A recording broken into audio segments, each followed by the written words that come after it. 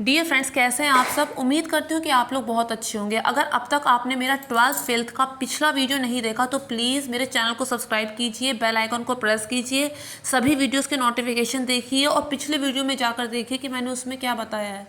मुझे पूरी उम्मीद है कि आपको कुछ अलग सुनने को मिलेगा मेरे हर वीडियो में, और अगर एक बार आप मेरा वीडियो देखेंगे तो उसके बाद आप उसे दोबारा ज़रूर देखना चाहेंगे।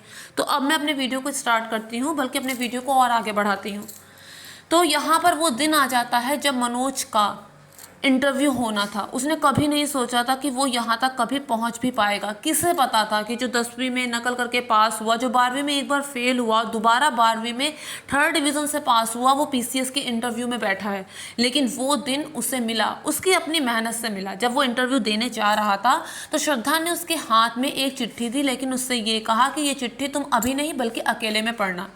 यहाँ पर जब वो इंटरव्यू देने जा रहा था तो पियोन ने उसे समझाया कि अपने 12th में फेल होने की असली वजह मत बताना, कुछ और कह देना, दादा मर गया, दादी मर गई। लेकिन मनोज तो जानता था कि उसे अंदर क्या कहना है।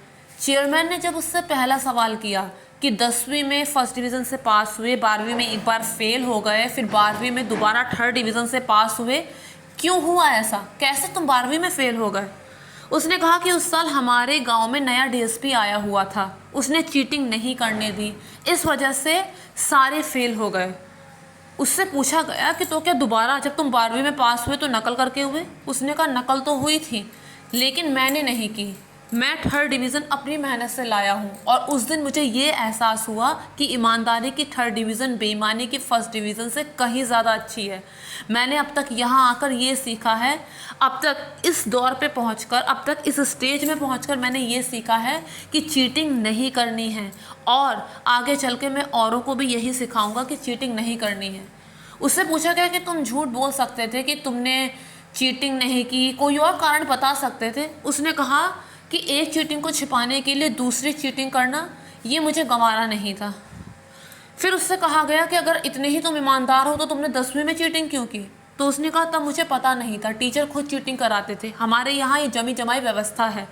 जो नेता होते हैं ये उनका वोट बैंक होती है, ये अनपढ़ जनता। अगर जनता पढ़ लिख जाएगी तो वो अपने विवेक से, अपने विचार से वोट डालेगी, तब वो धर्म या जाति के आधार पर वोट नहीं डालेगी। अपने वोट बैंक को बढ़ाने के लिए जो पढ़े लिखे हैं वो जानबूझकर जनता को अनपढ़ रखना चाहते हैं। इतना मेरी समझ में आया। फिर उससे चेयरमैन ने कहा कि तुम कैसे साबित कर सकते हो कि तुम एक आईआईटी टॉपर से बेटर हो, हमारे पास और भी ऑप्शन है। उसने कहा माना मैं आईआईटी टॉपर नहीं हूँ, लेकिन मैं उनसे ज़्यादा योग्य हूँ। मैंने वो चीज़ें देखी हैं, मैंने वो चीज़ें फेस की हैं जो उन लोगों ने नहीं की होंगी, और मैं देश में सुधार लाना चाहता हूँ।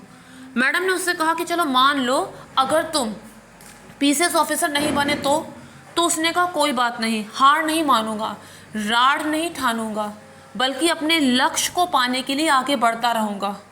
मैडम ने उससे कहा कि अपने लक्ष्य को तुम कैसे पाओगे, ये तो तुम्हारी आखिरी अटेम्प्ट थी, इसके बाद तो तुम कभी भी पीसीएस ऑफिसर नहीं बन पाओगे। उसने कहा पीसीएस ऑफिसर बनना मेरा लक्ष्य नहीं है, मेरा लक्ष्य है देश को सुधारना। अगर नहीं बन पाया तो वापस अपने गांव जाऊंगा और वहां जाकर बच्चों को पढ़ाऊंगा और उन्हें ये सिखाऊंगा कि उन्हें ज़िंदगी में कभी चीटिंग नहीं करनी है, क्योंकि अगर वो ईमानदार बनेंगे तभी तो देश सुधरेगा। इसके बाद जो चेयरमैन था उसने इंग्लिश में उससे कोई सवाल पूछा, लेकिन मनोज उसे समझ नहीं पाया। तो उसने कहा बातें तो तुम बहुत बड़ी बड़ी करते हो और एक सिंपल से इंग्लिश की लाइन नहीं समझ सकते। तो उसने कहा कि भाषा तो खाली एक माध्यम है, वो हमारी समझदारी का सर्टिफिकेट नहीं है। बात चाहे इंग्लिश में हो चाहे हिंदी में हो, इंसान सही होना चाहिए। उसने कहा ये तो तुम्हारी कमी ढकने के तरीके हैं। मनोज ने तभी एक गिलास पानी मांगा, उसे कांच के गिलास में मैडम ने पानी दिया। तो उसने कहा कांच में नहीं, मुझे तो स्टील में चाहिए।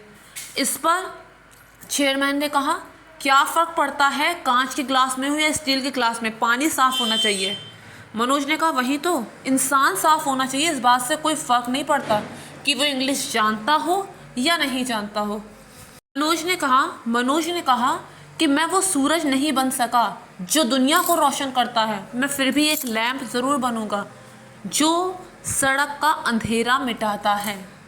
जिस तरह मनोज का इंटरव्यू हुआ था उसे लगा कि उसका सिलेक्शन नहीं होगा, उसमें हिम्मत नहीं थी कि वो अपना रिजल्ट जाके देख पाए। फिर इंटरव्यू के नतीजे का दिन आता है, गेट पर सारे स्टूडेंट भेड़ बकरियों की तरह इंतज़ार करते हैं कि अभी गेट का दरवाज़ा खुलेगा और वो अंदर जाके अपना नाम पढ़ेंगे कि उनका सिलेक्शन हुआ है या नहीं हुआ। मनोज में अंदर जाने की हिम्मत नहीं थी। उसने अपनी जगह श्रद्धा को भेजा और श्रद्धा ने जब कागज़ में मनोज का नाम पढ़ा, यानी कि उसका सिलेक्शन हो गया है, और उसने हाँ में आके सिर हिलाया, तो मनोज इस तरह से ज़मीन पर गिर पड़ा, इस तरह से ज़मीन पर गिर पड़ा कि जैसे बहुत सालों से वो जिम्मेदारियों का बोझ लेकर चल रहा था और आज उसे थोड़ा आराम मिला है। मनोज पीसीएस ऑफिसर बन चुका था। इसके बाद वही लड़की जो कोचिंग इंस्टीट्यूट वाली, जो पैसे देकर टॉपर्स का नाम अपने कोचिंग इंस्टीट्यूट के साथ जोड़ती थी, जब आई मनोज के पास तो वो उसे वहाँ से देखते ही भाग गई। पांडे जो न्यूज़ रिपोर्टर बनना चाहता था हमेशा से, लेकिन अपने पिता की वजह से वो पीसीएस की लगातार नाकाम कोशिश कर रहा था, वो अब न्यूज़ रिपोर्टर बन चुका था। यहाँ पर जब मनोज ने अकेले में श्रद्धा की चिट्ठी पढ़ी तो उसमें ये लिखा था कि तुम आटा चक्की में काम करो या तो तुम ऑफिसर बन जाओ, मुझे इस बात से कोई फ़र्क नहीं पड़ता। मनोज के लिए इससे बड़ी बात और कोई हो नहीं सकती थी। एक लड़के के लिए इससे बड़ी बात और कुछ हो नहीं सकती कि वो किस ओहदे पर है, इस बात से लड़की को कोई फ़र्क नहीं पड़ता। अब बारात चंबल से मसूरी तक के लिए निकली और विधायक और बाकी लोग जो अभी तक भयानक उत्पात मचाए हुए थे, अपने अपने जुगाड़ में हाथ जोड़े बैठे थे। यानी कि एक ईमानदार आदमी इतना ज़्यादा चेंज ला सकता है, इतना ज़्यादा परिवर्तन ला सकता है। मनोज उसके बाद उस डीएसपी से भी मिला, उस डीएसपी ने उसे नहीं पहचाना और उसे सैल्यूट किया, लेकिन जब मनोज ने उसे याद दिलाया कि वो कौन है, तब डीएसपी ने उसे गले लगा लिया, क्योंकि उसी के मोटिवेशन से तो आखिर मनोज यहाँ तक पहुँचा था। उसने उसी की तो बात मानी थी कि चीटिंग नहीं करनी है। इस कहानी से एक बात तो साफ है, अगर सही समय पर बच्चों को सही मार्गदर्शन मिले तो कोई चांस ही नहीं है कि वो कामयाबी तक नहीं पहुँचे। अगर सही समय पर सही मार्गदर्शन बच्चों का किया जाए तो वो अपनी कामयाबी तक ज़रूर पहुँचेगा। लेकिन अगर इसके उल्टे किसी बच्चे को इतना ज़्यादा हतोत्साहित किया जाए, वो पढ़ने में नॉर्मल हो लेकिन उसके बावजूद उसके साथ बिलो एवरेज वाला व्यवहार किया जाए, उसे बार बार हतोत्साहित किया जाए, तो वो कामयाबी तो दूर, जो वो कर सकता है उससे भी कई पायदान नीचे गिर पड़ता है। कोई अनपढ़ गंवार अगर इस तरह की एक्टिविटी करे तो समझ में भी आता है, लेकिन समझ में नहीं आती ये चीज़ कि पढ़े लिखे होने के बावजूद बहुत सारे पेरेंट्स बच्चों के साथ इस तरह से इल ट्रीट व्यवहार करते हैं, किसी के साथ कुछ, किसी के साथ कुछ। वो उन पे तो कोई फ़र्क नहीं पड़ता, उन पे जो फ़र्क पड़ेगा वो उनके मरने के बाद भाई कर्मों का लेखा जोखा होगा, लेकिन उस बच्चे का तो जीवन बर्बाद ही हो जाता है। तो बहुत सोचना चाहिए, बहुत समझना चाहिए कि किस तरह से बच्चों को ट्रीट करना है। सब जानते हैं कि टीनेज में बच्चों में किस तरह के चेंजेस आते हैं, उनमें हार्मोन्स में चेंजेस आते हैं, उनकी थिंकिंग में चेंजेस आते हैं, तो ऐसे सही समय पे सही मार्गदर्शन ज़रूरी है। चाणक्य नीति भी तो यही कहती है कि 5 साल तक बच्चों को भरपूर प्यार और उसके बाद कठोर अनुशासन, और जब बच्चे टीनेज में आ जाएं, किशोरावस्था में आ जाएं, तो उनके साथ दोस्ताना व्यवहार करना चाहिए। यही बच्चों को आगे बढ़ाने की सही तकनीक है। लेकिन पता नहीं क्यों लोग इसका उल्टा व्यवहार करके बच्चों का जीवन नष्ट कर देते हैं। तो उम्मीद करती हूँ ये वीडियो आप लोगों को पसंद आया होगा, और अगर पसंद आए तो मेक श्योर मेरे चैनल को सब्सक्राइब, वीडियो को लाइक और शेयर ज़रूर कीजिए। मिंत्रा से मैंने कुछ सामान मंगवाया है, मैं आप लोगों के साथ उसे शेयर करना चाहती हूँ। अपने नेक्स्ट वीडियो में मैं उसी से रिलेटेड बात आपसे करूँगी। तो अगर आप लोग भी देखना चाहते हैं मेरे वीडियो को तो प्लीज़ मेरे चैनल को सब्सक्राइब